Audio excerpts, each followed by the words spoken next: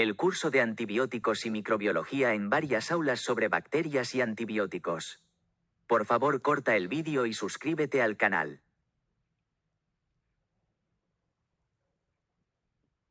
El complejo Mycobacterium avium, MAC, consiste en dos especies, M. avium y M. intracelulare, cuya diferenciación es muy difícil. Estos microorganismos ubicuos pueden encontrarse en el medio ambiente, y la infección humana probablemente ocurre por ingestión y posterior diseminación hematógena. Los aislados de MAC forman múltiples tipos de colonias que pueden ser rojo opacas, blanco opacas, rojo transparentes y blanco transparentes. Las variantes transparentes predominan en muestras de pacientes. Crecen mejor en macrófagos y en modelos animales, y son más resistentes a los fármacos que otros morfotipos.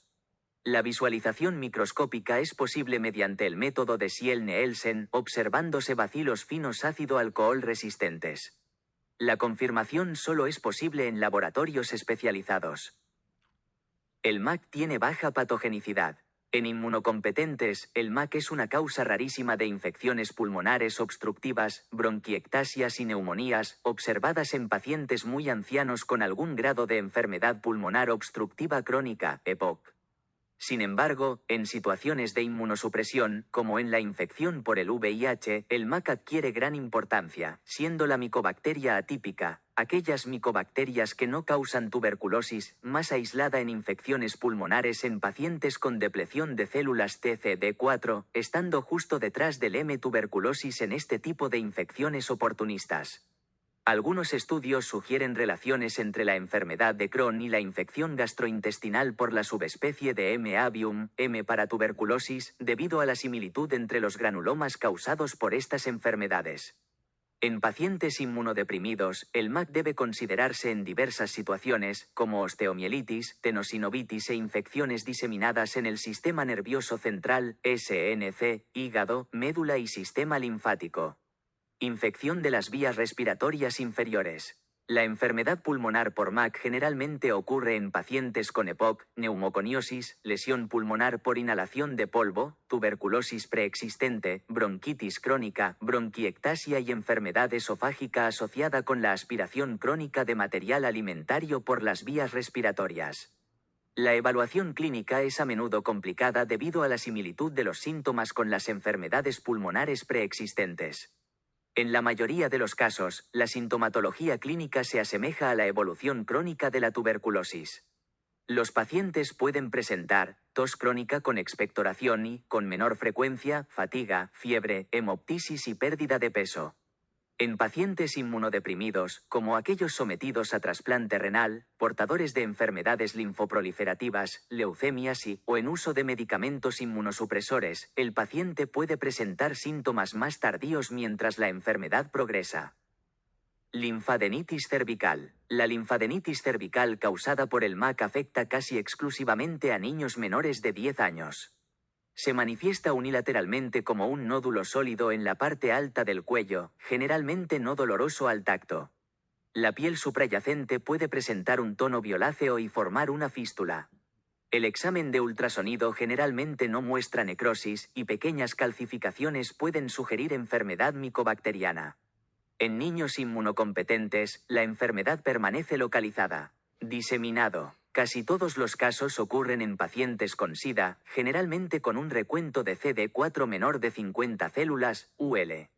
El cuadro clínico es difícil de diferenciar de la propia evolución de la infección por el VIH, ya que no existen signos y síntomas específicos. Más del 90% de los pacientes presentan fiebre, pérdida de peso, sudoración, astenia y debilidad. La infección sistémica afecta varios órganos, como la médula ósea, el bazo, el hígado, los ganglios linfáticos viscerales o periféricos, el estómago y, ocasionalmente, los pulmones. La invasión de la médula ósea promueve anemia, responsable de algunos síntomas de la enfermedad. Ocurre un aumento de la lactato deshidrogenasa, fosfatasa alcalina y otras citopenias, leucopenia y trombocitopenia. El simple aislamiento de MAC en una muestra respiratoria no es suficiente para el diagnóstico. Esta bacteria puede colonizar las vías respiratorias cuando hay alguna lesión pulmonar previa y ser solo una contaminación de la muestra por el saprófito. Para ser considerada como etiología, debe haber un cuadro clínico de infección, lesión tisular, pulmonar, establecida y compatible con micobacteriosis, además de identificación de MAC en más de una muestra y exclusión de otras etiologías. Lo contrario también es cierto, ya que algunos pacientes pueden recibir el diagnóstico de tuberculosis solo por el examen directo positivo para bacilos ácido-alcohol resistentes, prolongando el diagnóstico de MAC y favoreciendo la aparición de resistencia. Infección pulmonar, esputo. 3 cultivos positivos con baciloscopías negativas o 2 cultivos positivos y una baciloscopía positiva recolectadas en un periodo de 1 año.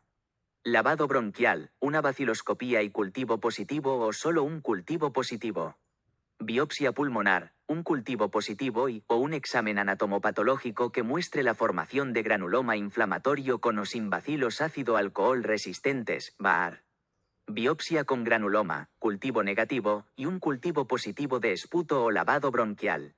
Hallazgos radiológicos, cavidades de paredes delgadas en los lóbulos superiores, engrosamiento pleural apical, aumento ganglionar.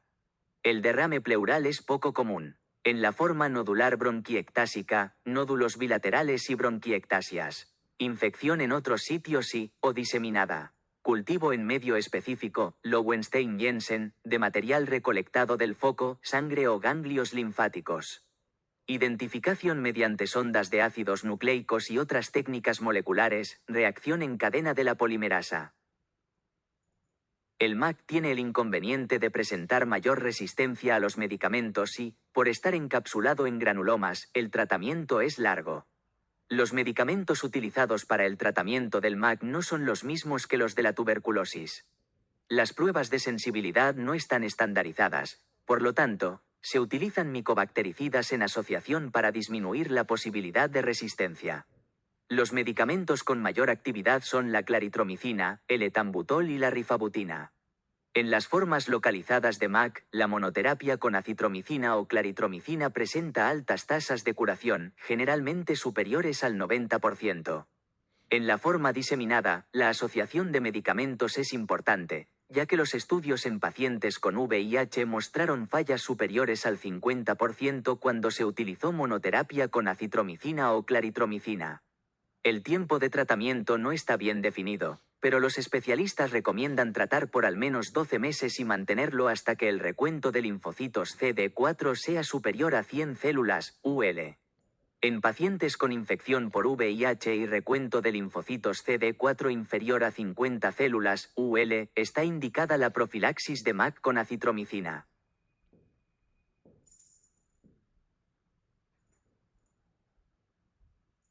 El curso de antibióticos y microbiología en varias aulas sobre bacterias y antibióticos. Por favor, corta el vídeo y suscríbete al canal.